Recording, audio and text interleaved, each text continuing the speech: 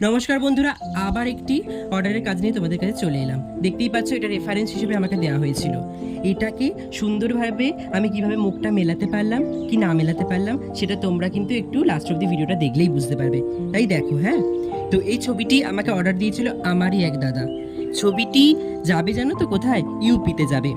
তো দাদার একটি মাত্রই আমাকে বলে দিয়েছিল কথা, যে যেন আমি নিজের মতো করি, একদম নিজের ভেবে নিজের মতো করে করি। আমি তাই করেছি, দাদার বিশ্বাসটা রাখার চেষ্টা করেছি।